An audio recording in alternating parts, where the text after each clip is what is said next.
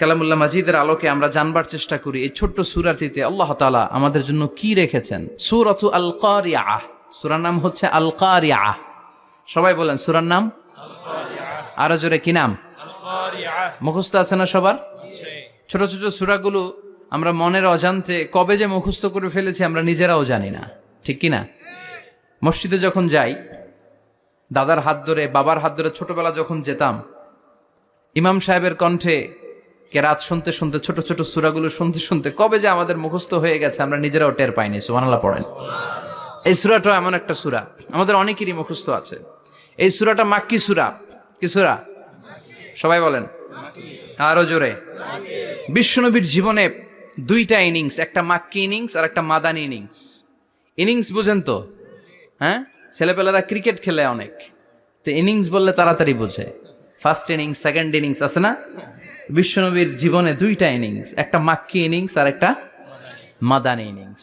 এই সূরাটা আল্লাহ তাআলা বিশ্বনবীর মাক্কি ইনিংসে নাজিল করেছে। মাক্কি ইনিংসে বিশ্বনবী খুব ধীরস্থির ভাবে দাওয়াতি কাজ করতেন, ধীরে ধীরে, খুবই ধীরে। ক্রিকেটের ভাষায় বলতে গেলে ঠেকিয়ে ঠেকিয়ে খেলেছেন যাতে উইকেট না পড়ে যায়। সুবহানাল্লাহ বলেন। এটা হচ্ছে মুমিনের স্ট্র্যাটেজি, যখন যে পরিস্থিতি তখন সে কৌশল। আবার মাদানী ইনিংসে বিশ্বনবী সশস্ত্র সংগ্রাম করেছেন। বিশ্বনবী জ্বলে উঠেছেন আপন শক্তিতে, চিল্লা এখন ঠিক কিনা? জ্বলে উঠেছেন না তিনি? বদরের যুদ্ধ করেছেন, উহুদের যুদ্ধ করেছেন, খান্দাকের যুদ্ধ করেছেন। সশস্ত্র সংগ্রাম, রক্তক্ষয়ী সংগ্রামের মধ্য দিয়ে কালিমার পতাকা মদিনার জামিনে উড়িয়েছেন, চিল্লা এখন ঠিক কিনা? তো এই সূরাটা বিশ্বনবীর মাক্কি ইনিংসে নাজিল হওয়া একটা সূরা। এই সূরার আয়াত সংখ্যা হচ্ছে 11টি। কয়টি? সবাই বলেন কয়টি? তো এই সূরায় আমরা কি জানতে পারবো? এই সূরাতে আল্লাহ তাআলা কিয়ামতের বর্ণনা দিয়েছে। কিয়ামতটা যেদিন হবে ওই দিন গোটা বিশ্বব্যাপী আমাদের পরিস্থিতি কি হবে এটার একটা নকশা আল্লাহ এই সূরাতে এঁকে দিয়েছে। নিজে এই সূরার নকশা এঁকে দিয়েছে। কিয়ামতের প্রামাণ্য ধারা বর্ণনা আল্লাহ নিজে দিয়েছে। এই সূরাটা পড়লে মনে হবে আপনি এখানে বসেই কিয়ামতটা সচক্ষে লাইভ দেখতেছেন। সুবহানাল্লাহ পড়বেন না? সূরাটার নাম হচ্ছে আল কারিআহ। কি নাম? আল কারিআহ। সবাই বলেন কি নাম? আল কারিআহ। আল কারিআহ মানে হচ্ছে বিকট আওয়াজ, ভয়ঙ্কর আওয়াজ, জাইগান্টিক সাউন্ড, বোম্বাস্টিং মার্কা সাউন্ড। যেই সাউন্ড, যে আওয়াজ, যে বিকট শব্দ পৃথিবীর কোনো মানুষ শুনে নাই। The trumpet, the siren, the whistle, বিশাল এক হুইসেল বাজানো হবে। ওই হুইসেল বা সাইরেন বাজানোর ফলে বিকট একটা শব্দে গোটা বিশ্ব ভেঙে খান খান হয়ে যাবে। এটার নামই হচ্ছে আল কারিআহ। চিল্লা এখন সুবহানাল্লাহ। ওই হুইসেল দেওয়ার জন্য, ওই সাইরেন বাজানোর জন্য, ওই সুরের ভেতরে, সিঙ্গার ভেতরে ফুৎকার দেওয়ার জন্য রব্বুল আলামিন স্পেশাল একটা ফেরেশতা বানিয়েছেন। তার নাম হলো ইসরাফিল আলাইহিস সালাম। কি নাম? ইসরাফিল আলাইহিস সালাম। এদিকে ইসরাফিল নামে কেউ আছে? হ্যাঁ, অনেকে রাখে ইসরাফিল নামটা, কিন্তু অনেকে রাখে। আজরাইল রাখে নাকি? হ্যাঁ, আজরাইল রাখে না, ইসরাফিল কিন্তু রাখে। তো এই ফেরেশতাকে আল্লাহ তাআলা বিশাল একটা হুইসেলের ভিতরে, সাইরেনের ভেতরে 3টা ফুৎকার দেওয়ার জন্য তৈরি করেছেন। তার ডিউটি হচ্ছে তার গোটা জীবন জুড়ে সে হুইসেলের ভেতরে 3টা ফু দিবে। এটার বাংলায় বলে সিঙ্গা। বাংলায় কি বলে? সিঙ্গায় ফু দিবে কয়টা? চিল্লায় বলেন। এই ফেরেশতার পা দুটো হচ্ছে জমিনে, এই ফেরেশতার মাথা হচ্ছে আকাশেরও অনেক উপরে। সৃষ্টির পর থেকে এই ফেরেশতা ওই সিঙ্গাটা, ওই বাঁশিটা তার 2 ঠোঁটের মাঝখানে লাগিয়ে আল্লাহর আরশের দিকে তাকিয়ে আছে, and just waiting for the green signal. আল্লাহর পক্ষ থেকে সিগন্যাল আসার অপেক্ষায় আছে যে আল্লাহ কখন বলবে যে ফু দে। সুবহানাল্লাহ কোন? 3টা ফু দেওয়ার জন্য রব্বুল আলামিন একটা ফেরেশতা বানালেন। ইসরাফিল ফেরেশতা সৃষ্টির শুরু থেকে বিশাল সিঙ্গাটাকে, সাইরেনটাকে, ট্রাম্পিটটাকে 2 ঠোঁটের মাঝখানে লাগিয়ে আল্লাহর আরশের দিকে তাকিয়ে আছে, কবে আমার প্রভু বলবে সাইরেনের মধ্যে বাঁশি বাজা। He is waiting. ঠিক এই মুহূর্তে যখন আমি কথা বলছি আর আপনারা শুনছেন, ঠিক এই মুহূর্তেও ওই সাইরেনটা ওনার 2 ঠোঁটের মধ্যে লাগানো, আর উনি আরশের দিকে তাকিয়ে অপেক্ষা করছে কখন আমার রব আদেশ করে, আর তখন আমি সিঙ্গায় ফুৎকার দিয়ে গোটা বিশ্বটারে মেসাকার বানিয়ে দিব। কোন সুবহানাল্লাহ। এই ঘটনাটাই আল্লাহ প্রামাণ্য দলিল দিয়ে বর্ণনা করেছেন। আর বর্ণনা করতে যে এই সূরার নাম দিয়েছেন আল কারিয়া। কি নাম? মানে বিকট আওয়াজ, ভয়ঙ্কর আওয়াজ, বজ্রনিনাদ, মহাপ্রলয়ের সেদিন এমন আওয়াজ হবে যে আওয়াজ পৃথিবীতে কেউ কোনোদিন আমরা শুনি নাই। পৃথিবীতে কে সবচেয়ে বড় আওয়াজের কি শুনেছেন বলেন? আপনার জীবনে ঘটে যাওয়া সবচেয়ে ভয়ঙ্করতম আওয়াজ শুনেছেন আপনি কবে বলেন তো? কেউ এক দুজন বলেন আমারে। হ্যাঁ, ভয়ঙ্কর আওয়াজ রবিউল ভাই কবে শুনছেন? সিডরের সময়। হুজুরের সিডরের সময় ভয়ঙ্কর আওয়াজ শুনছে। সিডরের ভয়ঙ্কর আওয়াজ। হ্যাঁ, কিসের আওয়াজ? বজ্রপাত। বজ্রপাত, থান্ডার, ভয়ঙ্কর আওয়াজ হয়। বজ্রপাতকে আঞ্চলিক ভাষায় আপনারা কি বলেন? ঠেড়া। তো এই যে ঠেড়ার আওয়াজটা আসলেই ভয়ঙ্কর। আমি বছরের বেশিরভাগ সময় জুড়ে থাকি মালয়েশিয়াতে। মালয়েশিয়ার পাশের দেশ সিঙ্গাপুর। পৃথিবীতে যেই কয়েকটা দেশে সবচেয়ে বেশি বজ্রপাত রেকর্ড করা হয় এর মধ্যে একটা হচ্ছে সিঙ্গাপুর, আর একটা হচ্ছে ভুটান। এই দেশগুলোতে সবচেয়ে বেশি বজ্রপাত পড়ে। ভয়ঙ্করতম বজ্রপাতের আওয়াজ। আসলে এই বজ্রপাতের আওয়াজ খুব বিকট আওয়াজ। আপনি ঠিকই বলেছেন। আর আপনাদের জীবনে ঘটে যাওয়া সবচেয়ে ভয়ঙ্করতম আওয়াজ কে কোন দিন শুনেছেন বলেন? আদনান গাজী ভাই, আপনি কি শুনছেন জীবনে সবচেয়ে ভয়ঙ্কর আওয়াজ? গাড়ির চাকা যদি ব্রাস্ট হয়। তাফসির মাহফিলে যায় তো কমন পড়ে গেছে হুজুরের। তো রাতের বেলায় কিন্তু আমরা যারা ময়দানে কথা বলি, আমাদের এক জেলা থেকে আরেক জেলায় ঘুরতে হয়। ভবঘুরে জীবন আমাদের।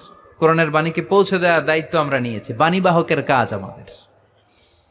তো রাত্রিবেলা মাঝে মাঝে আমরা এরকম ট্রাকের টায়ার পাংচার হলে বিকট আওয়াজ হয়, রিক্সার টায়ার পাংচার হলে বিকট আওয়াজ হয়, মানুষ ভয় পেয়ে যায়। আসলেই অনেক বড় আওয়াজ। আর জীবনে কে কে আওয়াজ শুনেছেন? আওয়াজ হয় কিসে? জেনারেটর যদি ব্রাস্ট হয়, ট্রান্সমিটার যদি ব্রাস্ট হয়, আওয়াজ হয় না? আওয়াজ হয়। হ্যাঁ, হেলিকপ্টার। হ্যাঁ, হেলিকপ্টার যখন ল্যান্ড করে তখনও ভয়ঙ্করতম আওয়াজ হয়। বিমান যখন টেক অফ করে, ল্যান্ড করে, ভয়ঙ্কর আওয়াজ হয়। এরপরে লোহার মধ্যে যদি হাতুড়ি দিয়ে পিটায় যখন তারা কাজ করে, ভয়ঙ্কর আওয়াজ হয়।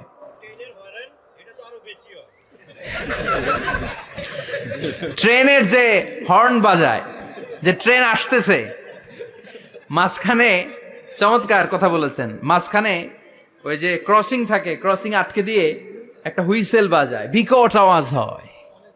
আর এই তো বেরোচ্ছে। আর কি আছে এরকম আওয়াজ? কে কোথায় শুনছেন? হ্যাঁ, অ্যাক্সিডেন্টে আওয়াজ হয়। ভূমিকম্পেও মাঝে মাঝে ধপাস করে পড়ার আওয়াজ হয়। দপ্তরি যখন হাই স্কুলে ঘন্টা বাজায়, ছুটির ঘন্টা, কাছে দাঁড়ানো যায়, বিকট আওয়াজ হয়। আসলে এই পৃথিবীতে আমরা এক একজন এক এক সময় এক এক জায়গায় বিকট বিকট আওয়াজ শুনেছি। কিন্তু কিয়ামতের দিন ইসরাফিল যখন ওই সিংহার ভেতরে ফুৎকার দিবে, ওই ফুৎকারের যে আওয়াজটা হবে, এই আওয়াজটা কি এই আওয়াজগুলোর মতো? কথা বলেন। এর চেয়ে অনেক ভয়ঙ্করতম আওয়াজ, যে আওয়াজ শুনলে আপনার হৃদয় শিউরে উঠবে, কেঁপে উঠবে। এই আওয়াজটার নাম হচ্ছে আরবিতে আল কারিয়া। কি নাম? চিল্লায় বলেন কি নাম? এজন্য আল্লাহ বললেন আল কারিআতু মাল কারিআতু ওয়া মা আদরাকা মাল কারিআ। সেদিনের আওয়াজটা হলো ভয়ঙ্কর আওয়াজ। ওই আওয়াজটার নাম আমি আল্লাহ দিয়েছি আল কারিআ।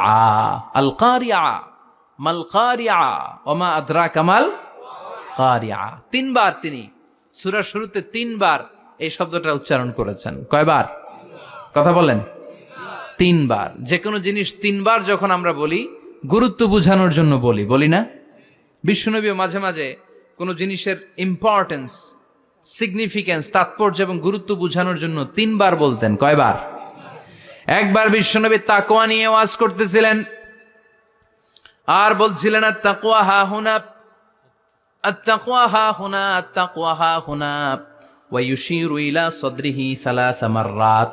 তাকওয়া এখানে, তাকওয়া এখানে, তাকওয়া এখানে বলে বিশ্বনবী উনার হৃদয়ের দিকে, কলবের দিকে তিনবার ইঙ্গিত করেছেন। কয়বার? তাকওয়া মানে কার ভয়? আল্লাহর ভয়। আল্লাহর ভয় নিয়ে যখন ওয়াজ করছিলেন বিশ্বনবী বলছেন তাকওয়াটা এখানে, এখানে, এখানে। তেমনি মক্কাবাসীদের কাছে যখন সূরাতুল কারিয়া নাজিল হয়েছে, মক্কার কাফির মুশরিকদের দৃষ্টি আকর্ষণের জন্য আল্লাহ তাআলা এই সূরার শুরুতে আল কারিয়া শব্দটা একবার নয়, দুইবার নয়, তিনবার উল্লেখ করেছেন। পড়েন সুবহানাল্লাহ। আল্লাহ বললেন আল কারিআতু মাল কারিআতু ওয়া মা আদরাকা মাল কারিআহ ইয়াউমা ইয়াকুনুন নাসু কাল ফারাশিল মাবথুস ওয়া তাকুনুল জিবালু কাল ইহনিল মানফুশ। সুবহানাল্লাহ পড়েন। আল্লাহ বললেন বিকট একটা আওয়াজ হবে, তিনটা আওয়াজ করার জন্য, তিনটা হুইসেল বাজানোর জন্য ইসরাফিলকে আমি বানালাম। প্রথম সিঙ্গার ফুৎকার যখন ইসরাফিল ফেরেশতা হুইসেলের মধ্যে দিয়ে দিবে, তখন যেই ভয়ঙ্কর শব্দটা হবে ওই শব্দটার নাম হলো আল কারিয়া। কি নাম? আল কারিয়া। ওটা দেওয়ার সাথে সাথে পুরো পৃথিবীটা লন্ডভন্ড হয়ে যাবে। এখন আমরা যেরকম আরামসে বসে আছি, ওই সময় পৃথিবীর অবস্থা এরকম থাকবে। আল্লাহ বললেন ইয়াউমা ইয়াকুনুন নাসু কাল ফারাশিল মাবথুস ওয়া তাকুনুল জিবালু কাল ইহনিল মানফুশ। সেদিন মানুষগুলো বিক্ষিপ্ত পতঙ্গের মতো নিক্ষিপ্ত হবে, পাহাড়গুলো ভেঙে খান খান হয়ে যাবে, তুলার মতো পাহাড় ধ্বনিত হতে থাকবে, তুলার মতো। সুবহানাল্লাহ পড়ে। মানুষগুলো ছিটকে পড়বে। এই পৃথিবীর মাধ্যাকর্ষণ শক্তি থাকার কারণে আমরা ছিটকে পড়ি না। এই যে বসে আছি, সবকিছু পৃথিবীর মধ্যে লেগে আছে, এটার কারণ দ্য গ্র্যাভিটেশনাল ল, গ্র্যাভিটেশনাল পাওয়ার। এটা পৃথিবীর সবকিছু তার কেন্দ্রের দিকে টেনে রাখে। কিন্তু কিয়ামতের দিন আল্লাহ পৃথিবীটারে ধরে যখন একটা ঝাঁকুনি দিবেন, একটা কাঁপুনি দিবেন, একটা ভাইব্রেশন দিবেন, একটা আর্থকোয়াক, একটা ভূমিকম্প দিবেন, মুহূর্তের মধ্যেই পুরো পৃথিবীর সবকিছু ছিটকে পড়ে যাবে। চিল্লায় পড়েন আল্লাহু আকবার। মানুষগুলো পৃথিবীতে বসে থাকতে পারবে না, দাঁড়িয়ে থাকতে পারবে না, ডানে বায়ে সামনে পিছনে কে কোথায় ছিটকে পড়বে কোনো ইয়ত্তা থাকবে না। কাল ফারাশিল মাবথুস।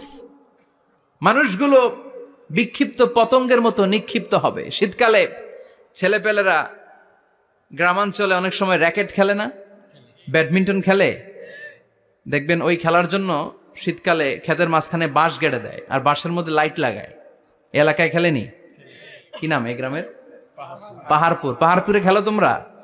এই রাত্রিবেলা বাঁশ গেড়ে দিলে ওর মধ্যে লাইট লাগালে কোত্থেকে যেন অনেক পোকা চলে আসে, ডান দিকে একটা, বাঁ দিকে একটা, সামনে পেছনে ছিটকে ছিটকে পড়ে। কিয়ামতের সেই কঠিন দিন মানুষগুলো বিক্ষিপ্ত এরকম পতঙ্গের মতো ডানে বায়ে ছিটকে ছিটকে পড়বে। পাহাড়গুলো চূর্ণ বিচূর্ণ হয়ে যাবে, ভেঙে খান খান হয়ে যাবে। তুলাকে ধ্বনিত করলে তুলা যেমনি ধ্বনিত হয়, তুলার মাঝখানে লাঠি দিয়ে পেটালে, তুলাকে পাতলা করার জন্য, আরামদায়ক করার জন্য, মোটা বানানোর জন্য যখন লাঠি দিয়ে ধ্বনিত করা হয়, দেখবেন সামান্য তুলার ধুলিকণা, ছিটেকণা বাতাসের মধ্যে শূন্যে ভাসে। ফু মারলে আরো দূরে যায়, ফু মারলে আরো দূরে যায়। বাতাসের ঝাপটা ওইটা কোথায় যে চলে যায় কেউ জানে না। পৃথিবীর বড় বড় সাইজের পাহাড়গুলো সেদিন এই তুলার মতো, তুলা যেমনি বাতাসে ধ্বনিত হয়, পাহাড়গুলো সেদিন তুলার মতো বাতাসে ধ্বনিত হতে থাকবে। চিল্লায় এখন আল্লাহু আকবার। এই পৃথিবীর সবচেয়ে বড় পাহাড়ের নাম মাউন্ট এভারেস্ট। বিশাল বড় পাহাড়, উপরে শুধু বরফ আর বরফ। এটার বলে হিমালয়। বাংলায় কি বলে? নেপালে অবস্থিত এই হিমালয়ের পাহাড়। আমি একবার কাতার থেকে যাচ্ছি কায়রো, ওই ফ্লাইটে হিমালয়ের পাশ দিয়ে ফ্লাই করে, বিমানের সামনে স্ক্রিন থাকে, আপনি কোন জেলা কোন থানার উপর দিয়ে যাচ্ছেন ওটা শো করে। আমি দেখলাম হিমালয়ের পাশ দিয়ে ফ্লাই করছে। জানলা দিয়ে তাকিয়ে দেখি বিশাল মাউন্ট এভারেস্ট, উপরে শুধু বরফ আর বরফ। সুবহানাল্লাহ পড়েন। 29,035 ফিট উঁচু ওই পাহাড়টা সেদিন আল্লাহ যখন একটা ঝাঁকুনি দিবে, পৃথিবীটারে ভেঙে খান খান হয়ে যাবে, টুকরা টুকরা হয়ে যাবে, তুলার মতো বাতাসে ধ্বনিত হতে থাকবে। ইউরোপের সবচেয়ে বড় পাহাড়ের নাম হচ্ছে আল্পস পর্বতমালা। পুরো মাউন্টেন রেঞ্জটা ভেঙে চুরমার হয়ে যাবে, ধূলিকণা হয়ে যাবে। আমেরিকার সবচেয়ে বড় পাহাড়ের নাম আলাস্কা মাউন্টেন রেঞ্জ। অ্যাটলাস বা ম্যাপ নিয়ে যাদের পড়াশোনা আছে দেখবেন ইউনাইটেড স্টেটস অফ আমেরিকা, এখানে নর্থ আমেরিকার পাশে বড় করে লেখা আলাস্কা, পুরোটাই পাহাড়, আমেরিকার সবচেয়ে উঁচু পাহাড়। এই পাহাড়গুলো সেদিন ভেঙে টুকরা টুকরা হয়ে যাবে। বাংলাদেশের ময়মনসিংহে আছে আমাদের এদেশের সবচেয়ে বড় পাহাড়, গাঢ় পাহাড়। নাম শুনছেন? আল্লাহ জানে কি জানি হবে সেদিন আমাদের পাহাড়ের অবস্থা। তাজিংডং বিজয়, বান্দরবানে কেওক্রাডাং, চিম্বুকের চূড়ায় আমি উঠেছিলাম 2002 সালে। সেখানে পার্সোনাল প্রাইভেট কার নিয়ে যাওয়া যায় না, মাইক্রো নিয়েও যেতে পারবেন না। চাঁদের গাড়ি আছে একটা, ওইটা আলাদা এক্সট্রা 2-3টা ইঞ্জিন লাগানো, ওইটা দিয়ে টেনে টেনে আপনারা নেবে। উপরে সেনাবাহিনীর ক্যাম্প আছে, বাংলাদেশের 3য় বৃহত্তম পাহাড়। কিয়ামতের দিন আল্লাহ যখন একটা ঝাঁকুনি দিবে, পৃথিবীটারে যখন একটা নাড়া দিবে, আর ইসরাফিল যখন ফুৎকার দিবে, একটা পাহাড়ও টিকবে? চিল্লায় বলেন টিকবে?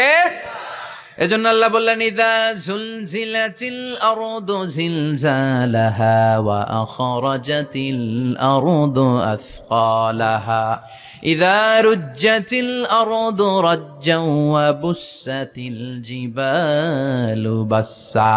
সেদিন যখন আল্লাহ একটা ভূমিকম্প তৈরি করবে, পৃথিবীটাকে যখন নাড়িয়ে দিবে, কাঁপিয়ে দিবে, একটা পাহাড়ও টিকবে না, সবগুলো পাহাড় তুলার মতো ধ্বনিত হতে থাকবে।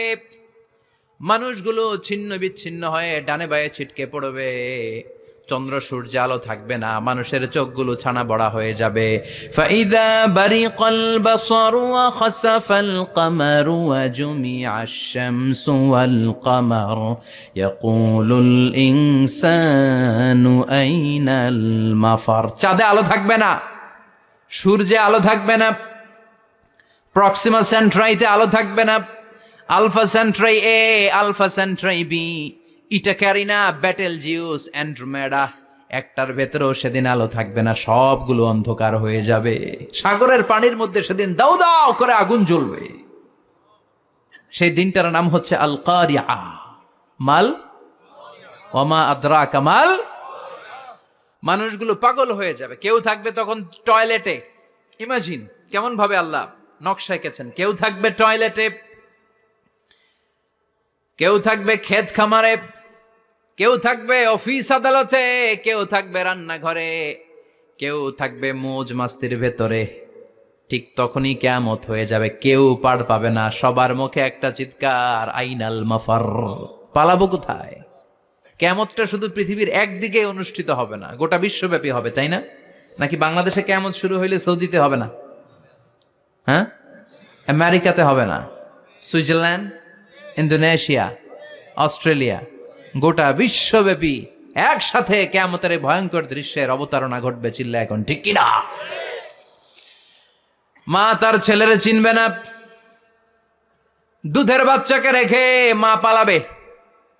দুধের বাচ্চা, যে বাচ্চা দুধ খায়, ব্রেস্ট ফিডিং বেবি, এই বাচ্চারা রেখে মা কোনো দিকে যায়? ডানে বায়ে কোথাও সরতে চায় না, ব্যথানি পায়, কষ্টনি পায়। এই দুধের বাচ্চাটারে ধাক্কা মেরে মা দিবে দৌড়। তাহলে কি ভয়ঙ্কর ঘটনা সেদিন ঘটবে। 3 মাসের 4 মাসের পেটের ভেতরে অপরিপক্ক বাচ্চা, এখনো পরিপূর্ণ হয় নাই, হাত পা ভালোভাবে গজায় নাই, ছোট্ট একটা গোশতের টুকরা। হসপিটালে এরকম যতগুলো নারী থাকবে, কিয়ামতের ভীতিকর অবস্থা দেখে মুহূর্তের মধ্যে সব অপরিপক্ক বাচ্চাগুলো ডেলিভারি হয়ে যাবে। এক ধাক্কায় 3 মাসের বাচ্চাটার হাত পা গজায় নাই এখনো ঠিক মতো, এক ধাক্কায়, এক ভূকম্পনে, এক কাঁপুনির চোটে পেটের সব বাচ্চাগুলো খালাস হয়ে যাবে, ডাক্তার ছাড়া, ইনজেকশন ছাড়া। আল্লাহ বললেন সেদিনটার নাম হলো আল কারিয়া। মাল ওয়ামা আদরাকা মাল। ইয়াউমা ইয়াকুনুন নাসু কাল ফারাশিল মাবথুস, মানুষগুলো নিক্ষিপ্ত হবে। ওয়া তাকুনুল জিবালু কাল আহিনিল মানফুশ, পাহাড়গুলো তুলার মতো ধ্বনিত হতে থাকবে। এখন উপরের দিকে তাকালে কি সুন্দর নীল আকাশ দেখা যায়, সেদিনে আকাশও থাকবে না। ইয়াউমি নাতবিস সামাআ কা তায়্যি সিজিল্লিল কুতুব, কাগজের পৃষ্ঠা যেমনি তোমরা ভাঙো, কাগজ যেমনি হাতের মুঠোয় নিয়ে তোমরা গুটিয়ে ফেলো, সেদিন এই বিশাল 7 আকাশটারও হাতের মুঠোয় নিয়ে গুটিয়ে ফেলবে কে? কা তায়্যি সিজিল্লিল কুতুব। Can you imagine? আপনি কি কল্পনা করতে পারেন এই দৃশ্যপট যখন ঘটবে গোটা বিশ্বব্যাপী কি মেসাকার হবে? স্যাটেলাইট চ্যানেলগুলো ভেঙে দুমড়ে মুচড়ে পড়বে, পৃথিবীর যত বড় বড় টাওয়ারগুলো আছে ভেঙে আবাসিক এলাকার উপর পড়বে, পাহাড়গুলো ভেঙে খান খান সাগরের পানির ভেতরে দাউ দাউ করে আগুন জ্বলবে। বুর্জ আল খলিফা, পৃথিবীর সবচেয়ে উঁচু টাওয়ার, ওইটার তো কিছু হবে না ওই দিন। কি হবে? ভেঙে যাইব, ভেঙে খান খান হয়ে যাবে, ভেঙে টুকরা টুকরা হয়ে যাবে। এবার আমি যখন হজে গিয়েছিলাম, জেদ্দা এয়ারপোর্টে নেমে মাক্কা যাচ্ছি প্রথমে উমরার জন্য, তখন বাঁ দিকে অনেক দূরে দেখতে পেলাম কিংডম টাওয়ার। এটার কাজ চলতেছে, আগামী বছর, এই বছর অথবা আগামী বছর এটার খুলে দিবে। এটা বুর্জ আল খলিফা থেকে আরো উঁচু। বুর্জ আল খলিফা 818 মিটার উঁচু, আর এই কিংডম টাওয়ার 1000 মিটার উঁচু, মানে 1 কিলোমিটার উঁচু। কিয়ামতের ওই ঝাঁকুনি আর ভূমিকম্পের সময় এগুলো টিকবে একটাও? আরো যে টাওয়ার গুলো আছে, সাংহাই টাওয়ার, তাইপেডাং 101, পেট্রোনাস টুইন টাওয়ার, বাংলাদেশের 40, 50, 60 তালাগুলা টিকবে? আমাদের কুমিল্লা শহর তো এখন টাওয়ারের শহর হয়ে গেছে। একটা বড় ছাদের উপর থেকে কুমিল্লা শহরের দিকে তাকালে এটা কি কুমিল্লা না উত্তরা বুঝাই যায় না। এই টাওয়ারগুলো একটাও টিকবে? আওয়াজ করে বলেন, টিকবে? সে কথাই আল্লাহ বললেন, আল কারিআতু মাল কারিআতু ওয়া মা আদরাকা মাল কারিআ ইয়াউমা ইয়াকুনুন নাসু কাল ফারাশিল মাবথুস ওয়া তাকুনুল জিবালু কাল ইহনিল মানফুশ। কি দৃশ্য আল্লাহ আঁকলেন! প্রথমে একটা সাইরেন দেয়া হবে, দেয়ার সাথে সাথে ভেঙে চুরে সব সারখার, মানুষগুলো পাগলের মতো দৌড়াবে। ওমা হুম বিসুকারা ওয়ালাকিন্না আযাবাল্লাহি শাদীদ। মানুষগুলোর দৌড়াদৌড়ি দেখলে মনে হবে যে মাতালের মতো দৌড়াচ্ছে, রেড ওয়াইন খেয়ে, উইস্কি খেয়ে, মদ খেয়ে পাগলের মতো দৌড়াচ্ছে। আসলে মদ খায় নাই, উইস্কিও খায় নাই। সেদিন আল্লাহর আযাব এত ভয়ঙ্কর হবে, মানুষগুলো সব হয়রান হয়ে যাবে, মানুষগুলো পাগলের মতো দৌড়াবে। সাগরের পানিতে দাউ দাউ করে আগুন, স্যাটেলাইট ভেঙে ঘান ঘান, বিল্ডিং গুলো ভেঙে ভেঙে পড়ছে, পাহাড়গুলো ধ্বনিত হচ্ছে, গোটা বিশ্বব্যাপী বিকট আওয়াজ। পৃথিবীর যখন ঠিক এইরকম অবস্থা, আল্লাহ তাআলা ইসরাফিলকে বলবে, ইসরাফিল 3টা ফুৎকার দেওয়ার জন্য তোকে তৈরি করেছি, এবার দ্বিতীয় ফুৎকারটা দে। তাকে ফুৎকার দিতে হবে মোট কয়টা? আরো জোরে বলেন। সে কেবল একটা দিয়েছে, এবার দ্বিতীয় ফুৎকার দিবে। দ্বিতীয় ফুৎকার যখন সে দিবে, মুহূর্তের মধ্যে পৃথিবীর মধ্যে যত মানুষ আছে সবগুলো মরতে শুরু করবে। একটার পর একটা মালাকুল মাউত রুহু কবজ করতে শুরু করবে। মরবেন না শুধু একজন, চিল্লায় বলেন, তিনি কে? কুল্লু মান আলাইহা ফানি ওয়া ইয়াবকা ওয়াজহু রাব্বিকা যুল জালালি ওয়াল ইকরাম ফাবিআইয়ি আলাই রাব্বিকুমা তুকাযযিবান। পৃথিবীর মধ্যে যা যা তোমরা দেখো সব হয়ে যাবে ফান। সব কি? ফান। আমরা বলি না ফানা ফানা, বলি ফানা ফানা হয়ে যাবে, কিছু থাকবে না, থাকবে একজন। চিল্লায় বলেন, তিনি কে? এজন্য সব সময় আল্লাহর কাছে কামনা করবেন, আল্লাহ তুমি ঈমানের মরণ দাও। পড়ে না আমিন? ও আল্লাহ তুমি আমাদেরকে শাহাদাতের মরণ দাও। পড়ে না আমিন? আমাকে শহীদ করে সেই মিছিলে শামিল করে নিও, যে মিছিলের নেতা আমিরে হামজা খোবায়েবে খাব্বাব আল্লাহর কাছে ছিল অতি প্রিয়, শামিল করে নিও আমাকে শহীদ করে সেই মিছিলে শামিল করে নিও। পড়েন আমিন? বিশ্বনবী বলেন, শাহাদাতের তামান্না নিয়ে যদি, অন্তরে শাহাদাতের ইচ্ছা নিয়ে যদি, শাহাদাতের তামান্না নিয়ে যদি কেউ বিছানার মধ্যে ডায়রিয়া রোগে আক্রান্ত হয়েও মারা যায়, হার্ট অ্যাটাক করেও মারা যায়, স্ট্রোক করেও যদি মারা যায়, কিন্তু অন্তরে যদি শাহাদাতের তামান্না থাকে, কিয়ামতের ময়দানে শহীদদের সাথে তারে দাঁড় করাবে কে? ঈমানের পথে অবিচল থেকে আমার মরণ যেন হয়। পড়েন আমিন? আমার সাথে সাথে বলেন, ঈমানের পথে অবিচল থেকে আমার মরণ যেন হয়।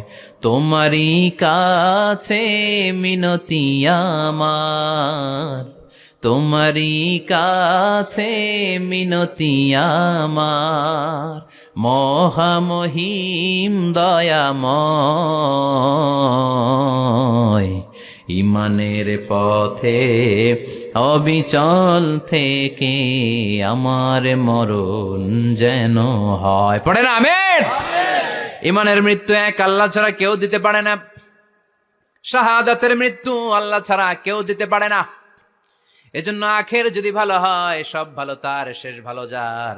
বিশ্বনবী দোয়া করতেন, আল্লাহুম্মা রযুকনা হুসনাল খাওয়াতিম, আল্লাহুম্মা রযুকনা হুসনাল খাওয়াতিম। প্রতিদিন সব সময় নামাজের পরে পড়বেন, আল্লাহুম্মা রযুকনা হুসনাল খাওয়াতিম, আল্লাহুম্মা রযুকনা হুসনাল খাওয়াতিম। আল্লাহ আমাদের শেষটাকে ভালো করো, আমাদের শেষটাকে তুমি ঈমানের উপর করো। পড়েন আমিন। অনেক আল্লাহওয়ালা নামাজি শেষ জীবনে মুরতাদ হয়ে যায়, নাস্তিক হয়ে যায়, আছে না নাই? মুফাসসিল ইসলামের নাম শুনছেন? অনেক ইসলামের বয়ান দিত লোকটা শুরু থেকে আমি তাকে চিনতাম। অনেক ইসলামের বয়ান করতো, ইসলামের পক্ষে এসে অনলাইনে কথা বলতো, আস্তে আস্তে আস্তে আস্তে নাস্তিক হয়ে গেছে। এজন্য বিশ্বনবী বলতেন, আল্লাহুম্মা রযুকনা হুসনাল খাওয়াতিম, আল্লাহ শেষটা আমার ভালো করো, আমার শেষটা যেন কালিমাতুত তাইয়্যিবা লা ইলাহা ইল্লাল্লাহর উপর হয়, আমার শেষটা যেন ঈমানের উপর হয়। পড়েন আমিন। এক সাহাবা জিহাদের ময়দানে, বুখারীর বর্ণনা, যুদ্ধের ময়দানে সে সামনে যাই পাচ্ছে, লা তাজিদু শাযযা ওয়ালা ফাযযা ইল্লা ইয়াকতুলু বিসাইফি, বিশাল তলোয়ার নিয়ে আল্লাহু আকবার বলে বলে কাফের আর মুশরিকের বাচ্চাগুলোরে কচুকাটা করছে। সাহাবীরা দেখে পেছন থেকে বাহাবা দেয়, নবীর কাছে এসে খুশ খবর দেয়, ও নবী দেখেন আপনার সাহাবী দিন কায়েমের আন্দোলনে কালিমার পতাকাটারে জমিনের বুকে পতপত করে উড়ানোর জন্য কেমন করে যুদ্ধের ময়দানে, জেহাদের ময়দানে কাফের আর মুশরিকদেরকে কচুকাটা করছে। নবী দেখেন আজকের জেহাদের ময়দানে যুদ্ধে সব সওয়াব আল্লাহ এই সাহাবীরই দিয়ে দিবে। বিশ্বনবী বললেন, হুয়া ফিন্নার, সে জাহান্নামে যাবে। সাহাবীরা তো অবাক, জীবন বাজি রেখে তলোয়ার নিয়ে কাফিরদের সাথে যুদ্ধে ময়দানের মধ্যে লিপ্ত, একটার পর একটা কাফির গুলোরে হত্যা করে জাহান্নামের মেহমান করে পাঠিয়ে দিচ্ছে। এই লোকটা কেমন করে জাহান্নামী হয়? বিশ্বনবী বললেন, হুয়া ফিন নার, এই লোকটা জাহান্নামে যাবে, এরে কেউ বাঁচাতে পারবে না, জাহান্নামী।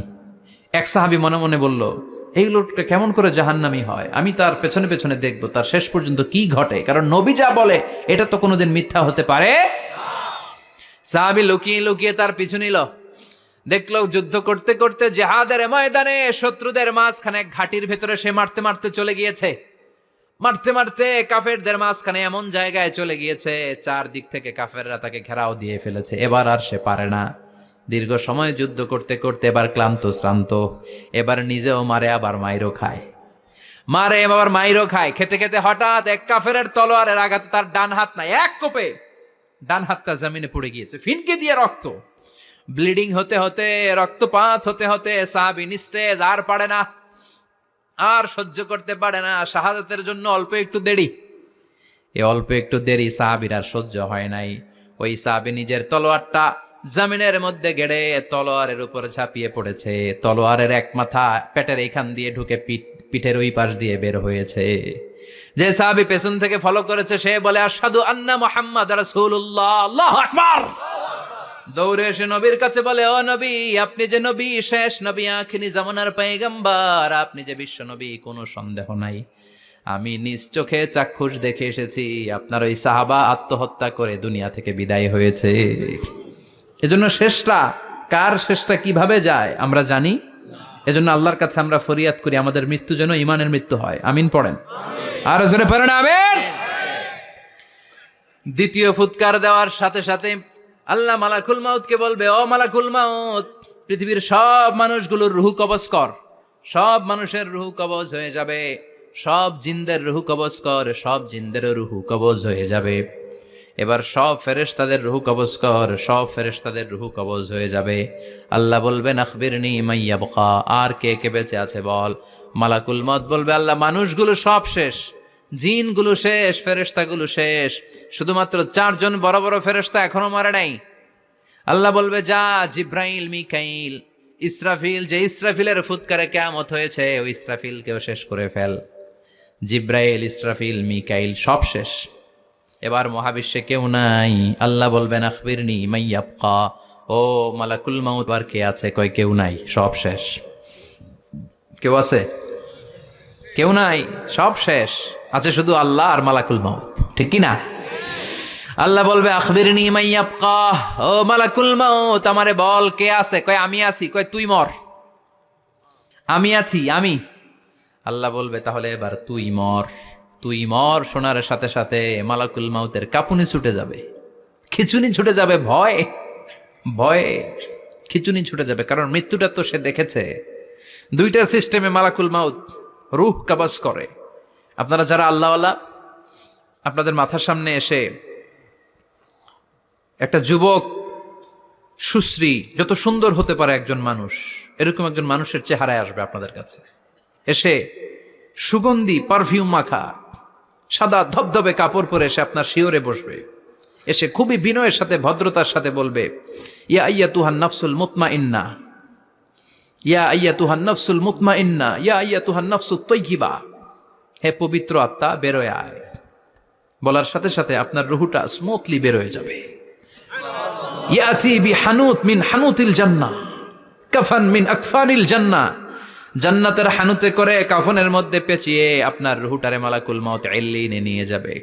আল্লাহ আমাদের সবার নসিবে এই ঘটনা তুমি জারি করে দিও, আমিন। আর যারা ইসলাম মানে নাই, কোরআন মানে নাই, বিশ্বনবীরা মানে নাই, তাদের সামনে কুৎসিত আকৃতির একটা ভয়ঙ্কর চেহারা নিয়ে আসবে। বিআকবাহি মা ইয়াকুন, হাদিসে এসেছে, যত খারাপ হতে পারে একজন মানুষের চেহারা, যত দুর্গন্ধযুক্ত হতে পারে একজন মানুষের দেহ, বিদঘুটে ভয়ঙ্কর রাক্ষসে এক চেহারা নিয়ে আসবে। মুমিনের সামনে এসে যেমনি ভদ্রভাবে বসে যায়, সে এরকম আসবে না, সে ত্রাস সৃষ্টি করবে। ডাকাত যখন আপনার অ্যাটাক করে এমন ত্রাস সৃষ্টি করবে, কোপ মেরে আঘাত করে আপনি ভয়ে সব দিয়ে দিবেন। ওনারা দেখলে আপনার পিলে চমকে যাবে। ভয়ঙ্কর দুর্গন্ধযুক্ত কালো একটা ড্রেস পরে আপনার সামনে এসে এমন ত্রাস সৃষ্টি করে বসবে, ওইটা দেখলে অবস্থা খারাপ। চিৎকার দিয়ে ধমকাবে আর বলবে, ইয়া আইয়াতুহান নাফসুল খাবিসা, হে পাপাত্তা বেরোয় আয় ইলা গাদাবিল্লাহ, আল্লাহর ক্ষোভ, আল্লাহর রাগের দিকে তুই বের হয়ে আয়। মুমিনের আত্মাটা যেমনি স্মুথলি বের হয়ে এসেছে, কাফেরের আত্মাটা বলার সাথে সাথে বেরোতে চাইবে না। আত্মাটা একবার ডানে দৌড়, একবার বায়ে দৌড়, একবার সামনে দৌড়, আর একবার পিছনে দৌড়। এবার মালাকুল মাউত আরো হিংস্র হয়ে যাবে, পা থেকে টান মেরে সারা দেহ থেকে খিচুনি দিয়ে পুরো দেহটারে চাপতে চাপতে জীবিত একটা ছাগলের চামড়া জীবিত অবস্থায় তার দেহ থেকে উল্টো দিকে টেনে টেনে বের করলে যেমন কষ্ট হয়, একজন কাফেরের রুহু দেহ থেকে টেনে হিচড়ে মালাকুল মাউত বের করে ফেলবে। এজন্য আল্লাহর কাছে আমরা চাই, ইমানের পথে অবিচল থেকে আমার মরণ যেন হয়। প্রতিদিন পড়বেন এটা দোয়া, ইমানের পথে থেকে যেন আমাদের মৃত্যু হয়। পড়েন আমিন। মালাকুল মাউত এই দৃশ্যগুলো নিজেই ঘটিয়েছে, তার জানা আছে মৃত্যুর কত কষ্ট। আল্লাহ বলবেন মর, বলার সাথে সাথে কাঁপুনি ছুটে যাবে। আল্লাহ বলবেন কেঁপে লাভ নাই, মর, মরতে হবেই, কারণ কুল্লু নাফসিং, everyone has to take the test of death. সবাইকে মৃত্যু নিতে হবে, গ্রহণ করতে হবে স্বাদ। The most certain thing in our life is death, but the most uncertain thing in our life is the time of death. আমাদের জীবনের সবচাইতে সুনিশ্চিত বিষয় হচ্ছে যে আমরা মরবো, এটা আমরা সবাই জানি না, কিন্তু সবচাইতে অনিশ্চিত বিষয় হচ্ছে যে আমরা কখন মরবো, এটা আমরা কেউ জানি না। জানি মালাকুল মাউত কাঁপতে থাকবে। আল্লাহ বলবেন জান্নাত এবং জাহান্নামের মাঝ বরাবর একটা জায়গা আছে, আল আরাফ, ওইখানে দাঁড়া। ওইখানে দাঁড়িয়ে মালাকুল মাউত বিকট একটা চিৎকার দিয়ে সারা পৃথিবীর মানুষগুলো, ফেরেশতাগুলো যেমনি দুনিয়া থেকে বিদায় হয়েছে, মালাকুল মাউত তখন বিদায় হয়ে যাবে। সেদিন বিকট একটা চিৎকার মেরে তিনি বিদায় হবেন। বিশ্বনবী বলেন মালাকুল মাউতের মরণের সময় সেই চিৎকারটা ওই দিন এত ভয়ঙ্কর হবে, দুনিয়াতে যদি তখন মানুষ থাকতো, কিয়ামত ঘটানোর জন্য আলাদা করে ইসরাফিলের সিংগায় ফুৎকার দেওয়ার আর দরকার হতো না। মালাকুল মাউতের মরণের কষ্টের ওই চিৎকারের আওয়াজ শুনলে মানুষগুলো সব কানের পর্দা ফেটে জমিনের মধ্যে তখনই লাশ হয়ে পড়ে যেত। মালাকুল মাউত এখন আর নাই, ডানে বায়ে সামনে পেছনে কেউ নাই, একজন ছাড়া, তিনি কে?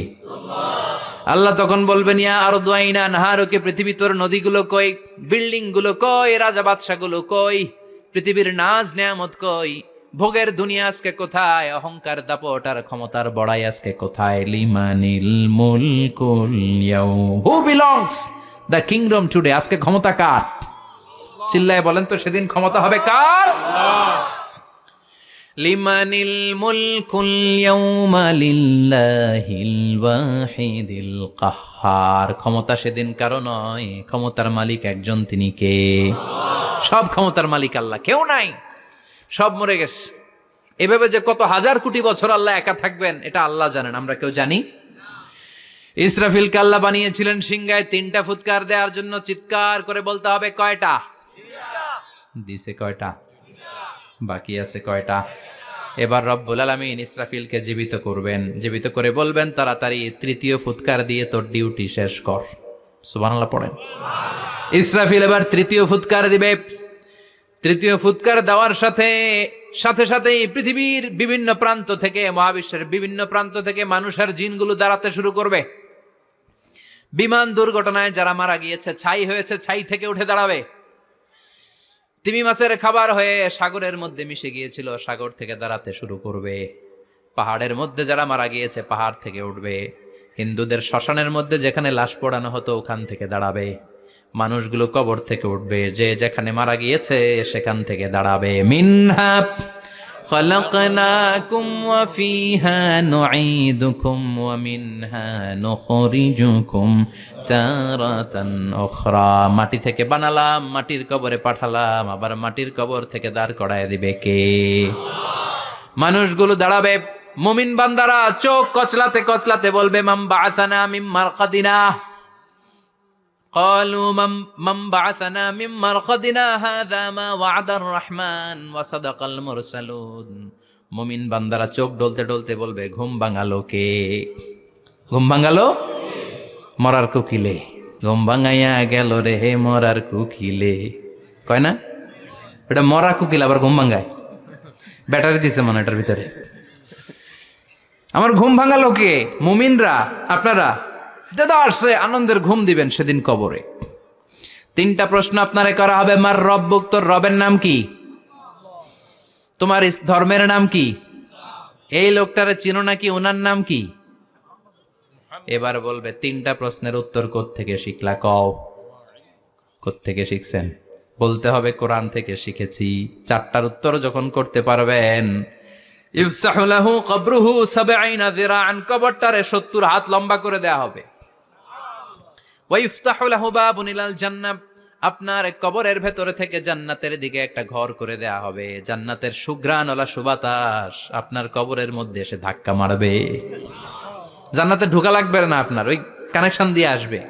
এয়ার কন্ডিশনের যে রুমগুলো আছে, ওই রুমগুলোর ভিতরে না ঢুকলো, দরজার আশেপাশ দিয়ে হাঁটলেও একটা ঠান্ডা ঠান্ডা বাতাস আছে না নাই? দেহের মধ্যে লাগে। জান্নাতে আপনার ঢোকা লাগবে না, কবরের মধ্যে শুয়ে শুয়ে জান্নাতের সুবাতাস পাবেন। এবার বলবে ফাইউল বাসুলিবাসু আহলিল জান্নাহ, জান্নাত থেকে আনা 2টা জান্নাতি সেট পোশাক আপনারে পরিয়ে দেয়া হবে। এবার আপনারে বলা হবে আহলান ওয়া সাহলান, কংগ্রেচুলেশন, খোশ আমদেদ, তোমার জন্য কংগ্রেচুলেশন, সুস্বাগতম। 3টার পরে 4র্থ প্রশ্নের উত্তরও পেরেছ, জান্নাতের পোশাক তোমারে পরিয়ে দিলাম, আর কোনো কাজ নাই, এবারের মতো খেলা শেষ, এবার ঘুমাও। কি করো? কথা বলেন। ঘুমাও। নাম কানাউমিল আরুস, বাসর রাতে বর যেমনি কনেকে নিয়ে শান্তির ঘুম দেয়, এরকম ঘুম দাও। তোমার ঘুম কেউ ভাঙাতে পারবে না ইসরাফিলের 3 নাম্বার ফুৎকার ছাড়া। সুবহানাল্লাহ পড়বেন না? সেই ঘুম ভেঙে যাবে, চোখ ডলতে ডলতে বলবে মান বাআসানা মিন মারকাদিনা হাযা মা ওয়া'দার রহমান ওয়া সাদাকাল মুরসালুন। চোখ ডলতে ডলতে বলবে কে আমাদের ঘুম ভাঙালো? ফেরেশতারা বলবে হাযা মা ওয়া'দার রহমান, এটা সেই দিন যে দিনের ওয়াদা দিয়েছে কে? আল্লাহ। আজকের দিনটা হলো ফাইনাল দিন, আজকের খেলাটা হবে ফাইনাল খেলা, দ্য ফাইনাল ডে। আজকে বিচারের দিন। ওই যে শুনছিলা জাররা জাররা বিচার হবে, ওই বিচার আজকে অনুষ্ঠিত হবে। পৃথিবীর বুকে যে বিচারগুলো হয় নাই সেদিন ওই বিচারগুলো করবে কে? আল্লাহ। পৃথিবীর বুকে যে ধর্ষণের বিচার হয় নাই, ওই দিন ওই ধর্ষণের বিচার আছে না নাই? পৃথিবীর বুকে যে অন্যায় ভাবে বিচার বহির্ভূত হত্যাগুলো করা হয়েছে, ক্রস ফায়ার গুলো দেয়া হয়েছে, গুম করা হয়েছে, খুন করা হয়েছে, সেদিন এই বিচারগুলো আছে না নাই? পৃথিবীর বুকে জুলুম করে একজনের জমি আরেকজন মাইরা খাইছে, ওনার দাপট ছিল, ওনার উপরে কোনো কথা ছিল না গ্রামে। কিন্তু কিয়ামতের ওই কঠিন দিনে এগুলোর বিচার আছে না নাই? বিচার যদি না থাকতো, all the worldly life it's a joke. বিচার না থাকলে পৃথিবীটা এটা একটা জোক, এটা একটা খেলাধুলা। অবশ্যই বিচার থাকতে হবে, বিচারের কাঠগড়ায় তোমাকে দাঁড়াতে হবে। চিল্লা এখন ঠিক কিনা? সবাই দাঁড়াবে। The day of resurrection, the day of কিয়ামা, আল কারিয়া মাল ওমা আদরাকা মাল। বিশ্বনবী বলেন উলঙ্গ হয়ে দাঁড়াবে সব। ইহশারুন নাসু ইয়াউমাল কিয়ামাতি হুফাতান উরাতান মুশাতান গুরলা। সেদিন মানুষগুলো উলঙ্গ, গায়ে জামা নাই, পেটে দানা পানি নাই, পায়ের মধ্যে জুতা নাই, সব উলঙ্গ। ভাবতেছেন না খালি শুনতেছেন? ভাবতেছেন যে ওই দিন আপনিও দাঁড়াবেন, আমিও দাঁড়াবো, আমাদের সবাইকে দাঁড়াতে হবে। অবশ্যম্ভাবী, ওইটা থেকে পার পাওয়ার কোনো সুযোগ আমাদের নাই। চিল্লা এখন ঠিক কিনা? আল্লাহ বললেন কাআন সাফসাফা লা তারা ফিহা আওয়াজান ওয়ালা আমতা। লেভেল প্লেইং ফিল্ড, এক জায়গা থেকে কোটি কোটি মানুষ এক নজরে দেখা যাবে। সবগুলো উলঙ্গের মতো দৌড়াবে, পেটে দানা পানি নাই, খাওয়া দাওয়া নাই, ক্লান্ত শ্রান্ত পেরেশান। আকাশের সূর্যটা একেবারে মাথার কাছে চলে আসবে। আল্লাহর আরশের ছায়া ছাড়া সেদিন কেউ কোনো ছায়া পাবে না। আল্লাহ এই কঠিন দিন তোমার আরশের নিচে এই গুনাহগার বান্দাদেরকে তুমি ছায়া করে দিও। আল্লাহর আরশের ছায়া ছাড়া সেদিন কোনো ছায়া নাই।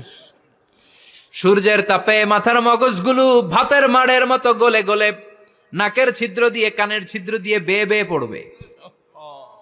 মানুষগুলো ক্লান্ত শ্রান্ত পেরেশান, ক্ষুধার জ্বালায় তৃষ্ণার জ্বালায় জিহ্বাটা বের হয়ে যাবে।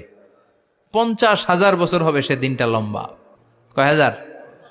50,000 বছর। পাগল হয়ে যাবে মানুষ, পাগল। মা আয়েশা বললেন ইয়া রাসূলুল্লাহ, ইয়া হাবিবাল্লাহ, ভয়ঙ্কর সেদিন মানুষগুলো দাঁড়াবে, নারী পুরুষ কারো গায়ে জামা নাই। তাহলে কি মানুষের লজ্জা লাগবে না? Don't they feel any shy, any shame? No shame, কোনো লজ্জা থাকবে না? কাপড় না থাকলে লজ্জা লাগার কথা না? মায়ে সেটাই বললেন নবী, ওই কঠিন দিন কারো গায়ে জামা নাই, তাহলে কি লজ্জা শরমের কোনো ব্যাপার নাই? বিশ্বনবী বলেন আয়েশা রে, ওই দিনটা এত ভয়ঙ্কর, কার গায়ে জামা আছে কার গায়ে নাই টেরও পাওয়া যাবে না। ইয়াউমা ইয়াফিরুল মারউ মিন আখিহি ওয়া উম্মিহি ওয়া আবি। নিজের সাথে মিলান, সবাই নিজের নিজের মায়ের সাথে মিলান। সেদিন ভাইকে দেখে ভাই পালাবে। আপনার ভাইকে আপনি পরিচয় না দিয়ে পালিয়ে যাবেন। আপনার ছোট বোনটারে দেখে পরিচয় না দিয়ে আপনি দৌড়াবেন। আপনার কলিজার টুকরা সন্তানটারে নাকি আপনি চিনবেন না। আপনার প্রিয়তমা স্ত্রী আপনারে চিনবে না, আপনি তারে চিনবেন না। বাবা আপনারে পরিচয় দিবে না, মা পরিচয় দিবে না। যেই মা ছেলের জন্য নিজের জীবন বিলিয়ে দেয়, আছে না নাই? যেই বাবা ছেলের সন্তানের কল্যাণের জন্য নিজের জীবনটারেও বিলিয়ে দিতে কুণ্ঠাবোধ করে না, ওই বাবা ছেলেরে পরিচয় দিবে না। মা মেয়েরে চিনবে না, বন্ধু বন্ধুরে চিনবে না, পীর সাহেব মুরিদরে চিনবে না, মুরিদ পীর সাহেবরে চিনবে না, মুসল্লি ইমাম সাহেবকে চিনবে না, ইমাম মুসল্লিকে চিনবে না, নেতা কর্মীরে চিনবে না, কর্মী নেতারে চিনবে না, কেউ কাউরে চিনবে না। সাধারণ মানুষ আপনারে কি করবে? নবীরাও বলবে ইয়া নাফসি।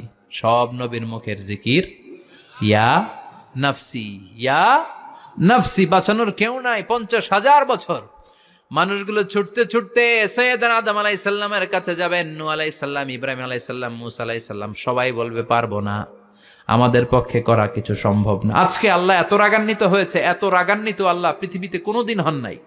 আবার এর চেয়ে বেশি রাগান্বিত সামনেও কোনোদিন হবেন না। আজকে আল্লাহর সামনেই যাওয়া যাবে না।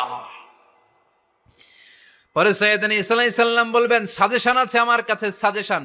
আজকের এই কঠিন দিনে কোন নবী আল্লাহর সামনে দাঁড়াতে পারবে না, একমাত্র আখিরি জামানার পয়গাম্বর বিশ্ব নবী মুহাম্মদুর রাসূলুল্লাহ ছাড়া সাল্লাল্লাহু।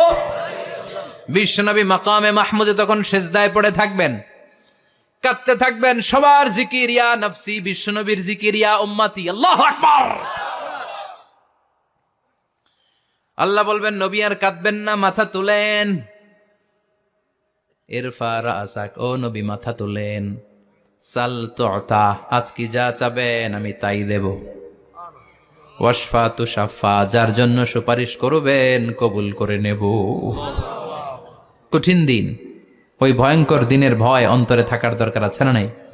ওই দিনটার নাম আল কারিয়া, মাল ওমা আদরাকা মাল।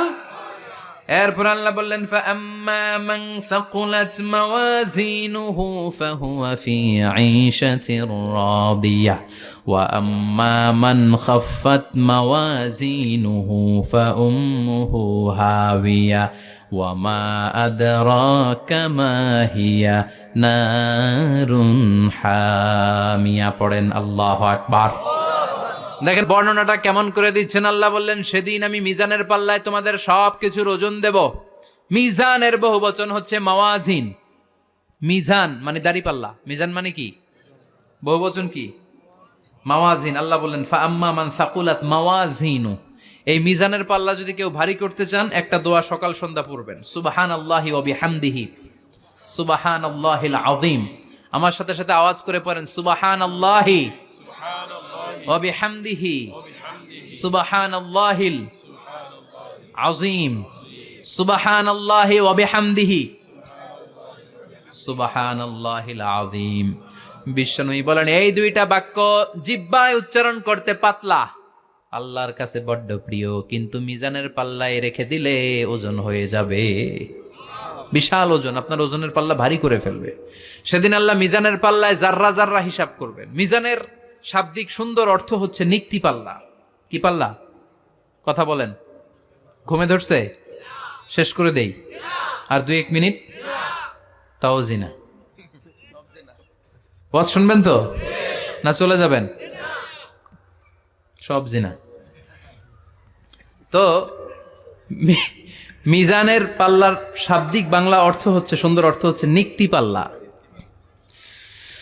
দাড়ি পাল্লাতে আলু মাপে, ডাল মাপে, চাল মাপে, এগুলো মাপে। নিক্তি পাল্লাতে স্বর্ণ মাপে, ঠিক কিনা? দাড়ি পাল্লা দিয়ে স্বর্ণ মাপতে দেখছেন?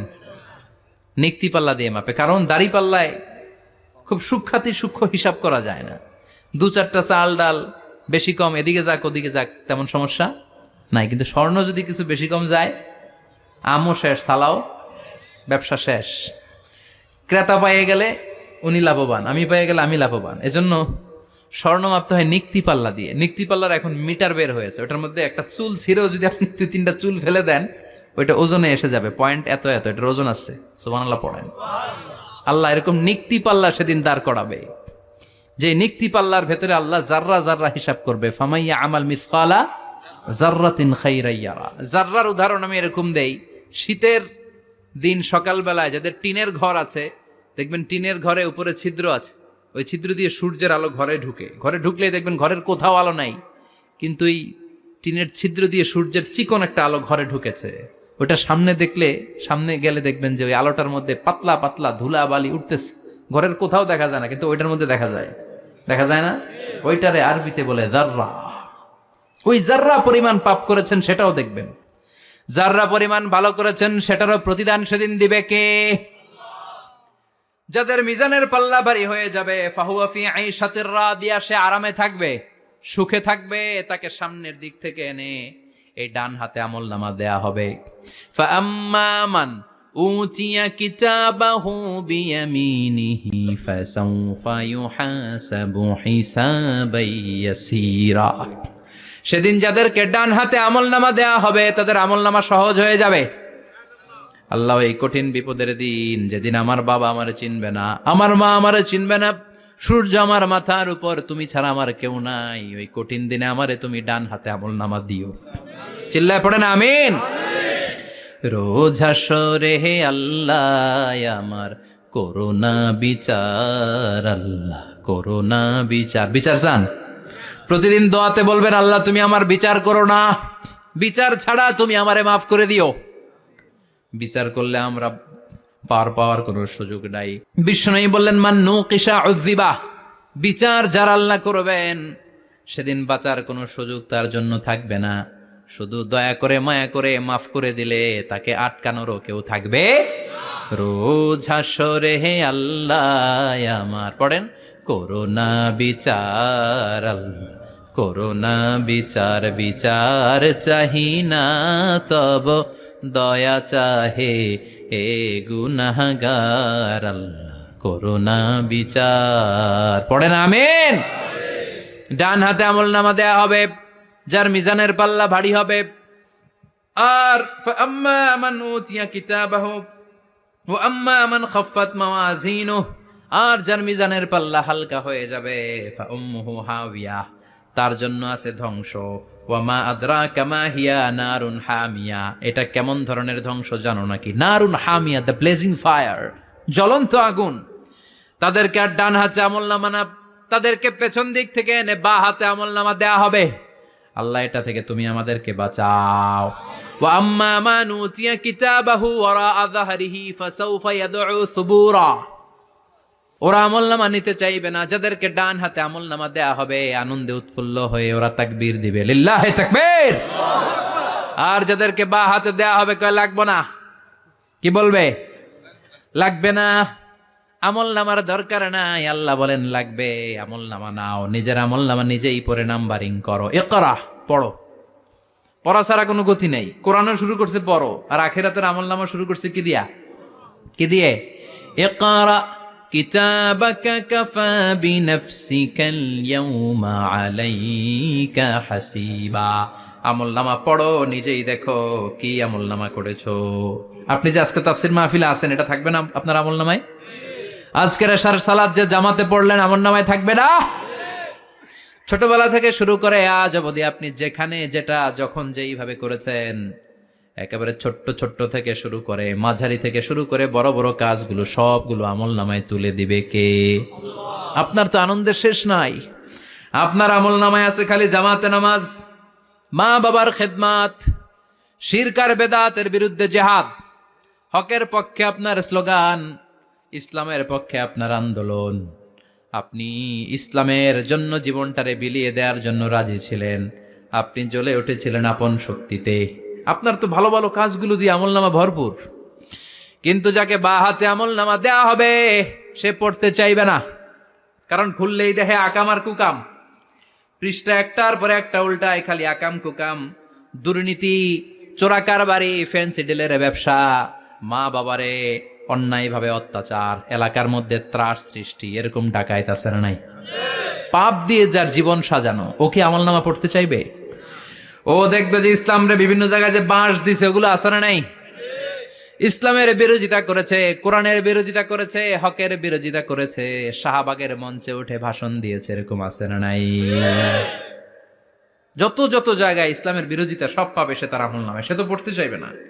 সে বলবে মালি হাযাল কিতাবি লা ইউগাদিরু সগীরাতান ওয়ালা কাবীরাতান ইল্লা আহসাহা। এটা কেমন আমলনামা, ছোট যা করেছি সেটাও আল্লাহ দিয়েছে, বড় যা করেছি সেটাও দিয়েছে, ঠিক কি না? সে দেখে অবাক, সে বলবে লাগবে না। আল্লাহ বলবে পর, সবাই সবার আমলনামা মিলায় নে, কোনোটা বাদ গেল কিনা। সুবহানাল্লাহ পড়েন। কি আহকামুল হাকিমিন আমরা পেয়েছি। Recheck, cross check and double check. আবার চেক করে দেখ। আমরা মহা খুশি, ইসলাম বিরোধীরা মহা দুঃখে থাকবে, বলবে হায় হায় কি আমলনামা, এই আমলনামা অনুযায়ী যদি আমার বিচার হয় মায়ের তো একটাও মাটিতে পড়বে না, ঠিক কিনা? কি করা যায়, কি করা যায়? ফোন দিয়ে আটবে। এবার মনে মনে খুঁজে পাবে দুনিয়াতে তো মিথ্যে কথা কম বলি নাই, মিছা কথা কম কই নাই, দেখি আজকে একটা মিথ্যা কথা বলে পার পাওয়া যায় কিনা। সে বলবে আল্লাহ আমার কথা আছে। আল্লাহ বলবে কি কথা? কে আল্লাহ এটা তো আমার আমলনামা না। একটা সিস্টেম, একটা প্রসিডিউর। সে দেখবে যে লেটস চেক, ট্রাই করে দেখি পালানোর সুযোগ আছে কিনা। বলবে আল্লাহ এটা তো আমার আমলনামা না, তোমার ফেরেশতারা ভুল করে আরেকজনেরটা আমারে দিছে, আরেকজনেরটা সলিমুদ্দিনটা আমি কলিমুদ্দিনে দিয়ে দিছি। আল্লাহর ফেরেশতারা ভুল করে কথা বলেন? আল্লাহ বলবে না এটা তোরই আমলনামা। সে বলবে না আল্লাহ এই এত খারাপ কাজ তো আমি করি নাই, আমি তো এত খারাপ ছিলাম না, আমি ভালো মানুষ। আমার আমলনামা না, আরেকজনের আমলনামা আমাকে দেয়া হয়েছে। আল্লাহ বলে আমি যদি প্রমাণ করে দিতে পারি এটা তোরই আমলনামা কি হবে? সে বলবে আল্লাহ প্রমাণ করে দিতে পারলে দেখা যাবে। আল্লাহ বলবে কেরামান কাতিবিন, আমার স্পেশাল দুইজন ফেরেশতা, তাদের কাছে তোমার এই আমল নামার একটা ব্যাকআপ ফাইল আমার আছে। সুবহানাল্লাহ কোন। কিরামান কাতিবিন ইয়ালামুনা মা তাফআলুন।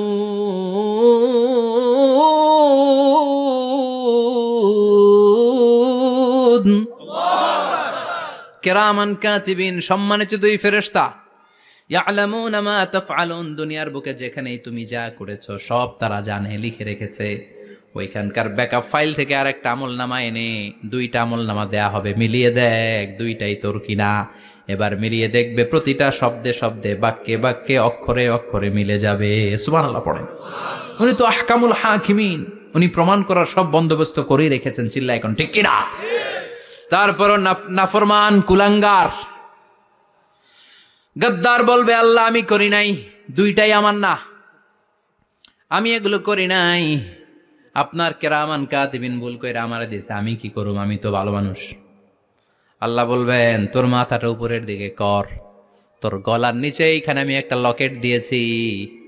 সুবহানাল্লাহ পড়েন। এই লকেটের মধ্যে দুনিয়ায় তুই যা বলেছিস, যা করেছিস সব আমি লিপিবদ্ধ করে রেখেছি। নুখরিজু লাহু ইয়াওমাল কিয়ামাতি কিতাবান ইয়ালকাহু মানশুরা, সব মানুষের গলার মধ্যে আমি একটা ছোট্ট লকেট দিয়ে রেখেছি। ওয়া কুল্লা ইনসানিন আলজামনাহু তায়রাহু ফি উনুকিহি ওয়া নুখরিজু লাহু ইয়াওমাল কিয়ামাতি কিতাবান ইয়ালকাহু মানশুরা। তোর মাথাটা উপরের দিকে কর, তোর গলার মধ্যে ছোট্ট একটা সিম কার্ডের মতো লকেট আমি ঝুলিয়ে দিয়েছি।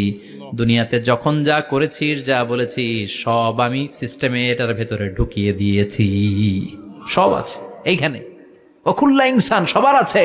আলজামনাহু তায়রাহু ফি উনুকি ওয়া নুখরিজু লাহু ইয়াওমাল কিয়ামাতি কিতাবান ইয়ালকাহু মানশুরা। প্রতিটা মানুষের গলায় এটা দেয়া, বাঁচার কোনো উপায় নাই। আল্লাহ সেখান থেকে আরেকটা প্রিন্ট আউট বের করে বলবেন দেখ মিলে যায় কিনা।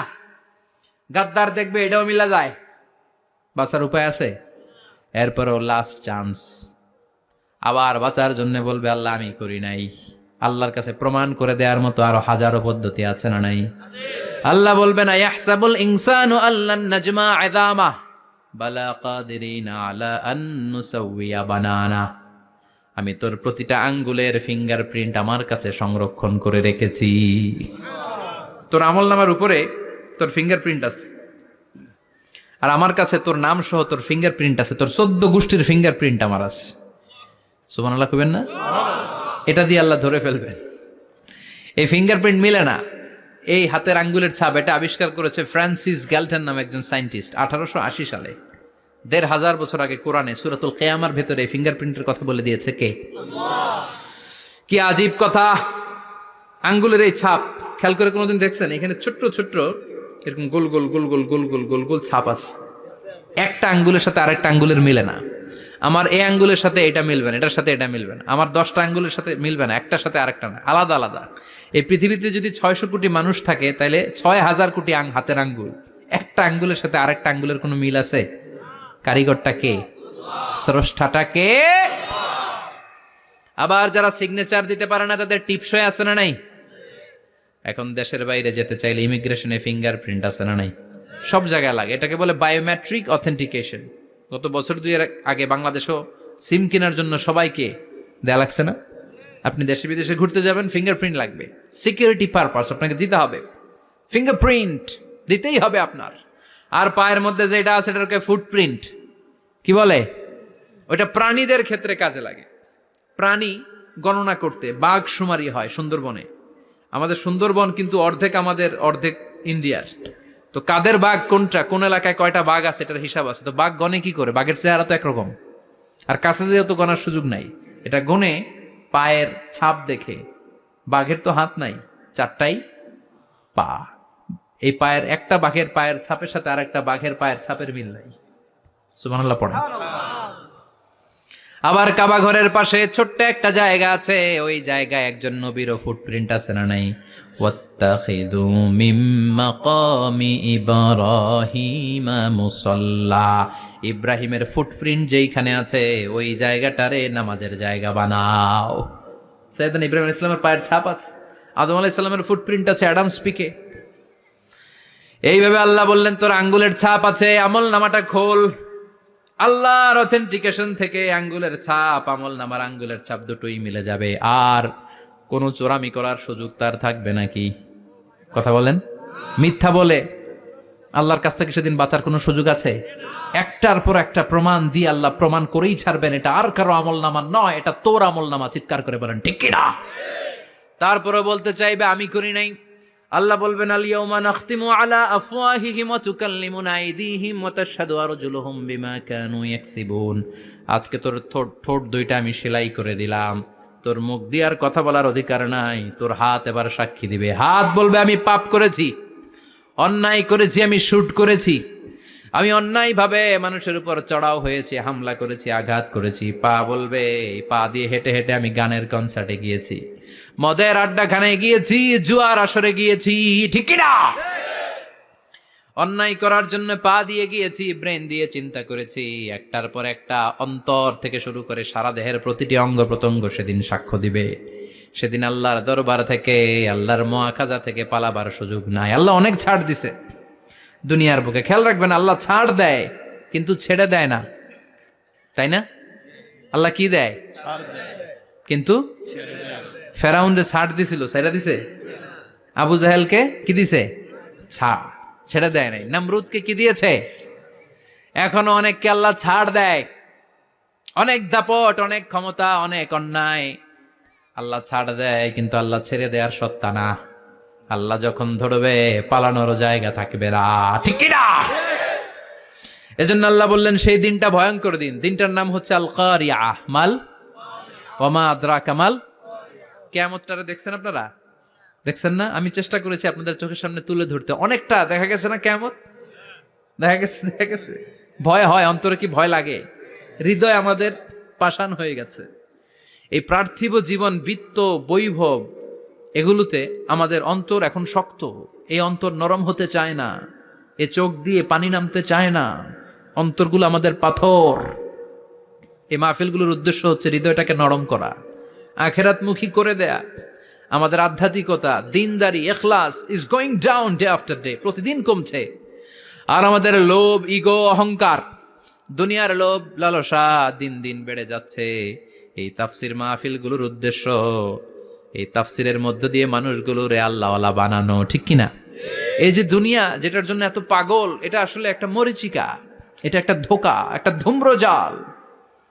এই ধূম্রজালের ভেতরে আমরা পড়ে আছি, চলে যেতে হবে। থাকতে পারবো? কথা কন।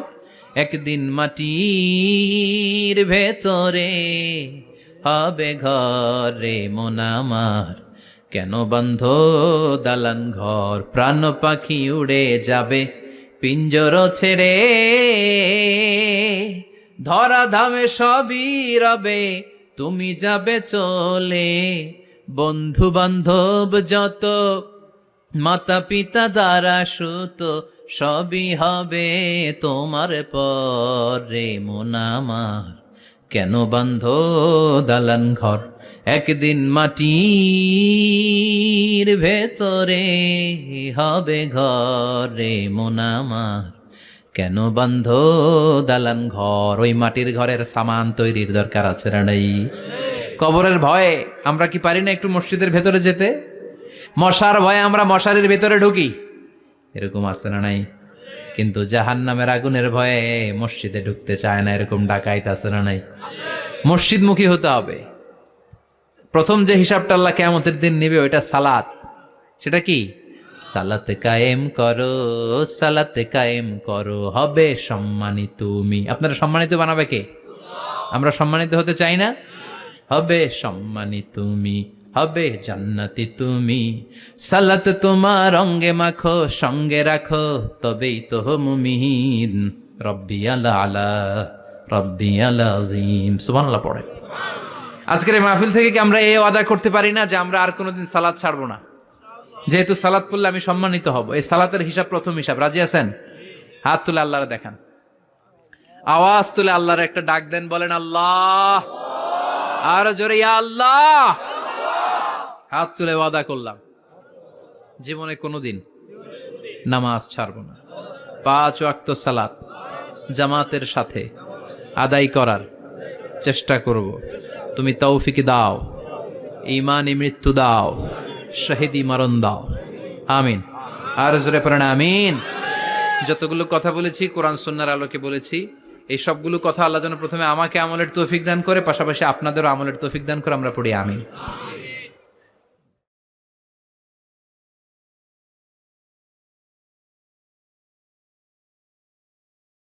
নিয়মিত ইউটিউব ভিডিও দেখতে সাবস্ক্রাইব করুন। নতুন নতুন ভিডিও পেতে ঘন্টা বাটনটি চাপুন।